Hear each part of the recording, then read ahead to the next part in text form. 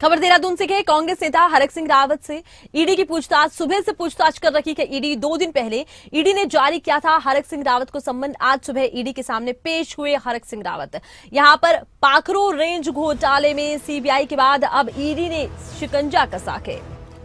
तो अब ईडी ने शिकंजा कसा के सुबह से पूछताछ कर रखी है ईडी, और 2 दिन पहले ईडी ने जारी किया था हरक सिंह रावत को सम्मन। आज सुबह ईडी के सामने पेश हुए हरक सिंह रावत।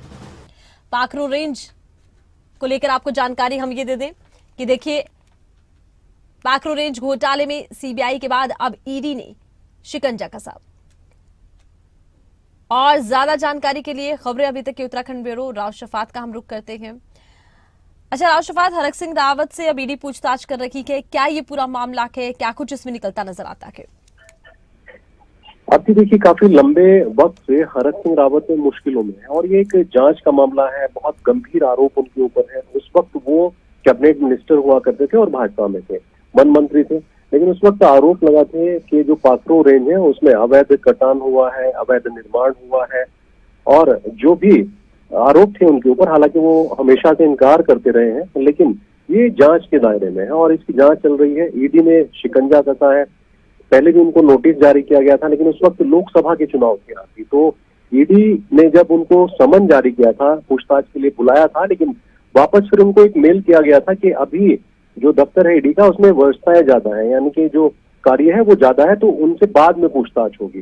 तो लंबे समय तक अभी तक कोई नोटिस ऐसा नहीं आया था कि कब पूछताछ होगी। इसकी जानकारी हालांकि हरक सिंह रावत ने भी दी थी कि प्रवर्तन निदेशालय से उनको बुलाया गया था, लेकिन वापस एक मेल आया था जिसमें कहा गया कि अभी दफ्तर में जो कार्य व्यवस्था है वो बहुत ज्यादा है, अभी उनसे पूछताछ नहीं हो सकती, तो अगली बार जब बुलाया जाएगा तब आए। लेकिन अब क्योंकि 2 दिन पहले उनको एक सम्मन जारी किया गया था, नोटिस जारी किया गया था, और अब हरक सिंह रावत आज सुबह 10:30 बजे के करीब देहरादून में जो ईडी का दफ्तर है, कार्यालय है, वहां पहुंचे थे। उनसे देखिए पूछताछ किस तरह की हुई है, ये तो प्रवर्तन निदेशालय के जो सवाल है और हरक सिंह, ये ही दोनों जानते हैं। लेकिन इतना जरूर है कि हरक सिंह रावत की जो मुश्किलें हैं वो बढ़ रही हैं इस वक्त। अब हरक सिंह रावत ने क्या जवाब दिया है और क्या उनके ऊपर जो आरोप है वो सही है या गलत है, ये तमाम जो भी बातें हैं इस वक्त राजनीतिक चर्चाओं में भी है। जी अच्छा, बिल्कुल। देखिए, राजनीतिक चर्चाएं इस विषय को लेकर तब भी उठी थी जब ईडी से जुड़ा ये मामला पहले भी सामने आया था कि ईडी ने बुलाया है। तब से कहा यह जा रहा है कि हरक सिंह रावत काफी हमलावर भी हुए थे, लेकिन अब इसको लेकर आने वाले समय में किस तरह की राजनीति राव शफात हम देख पाएंगे?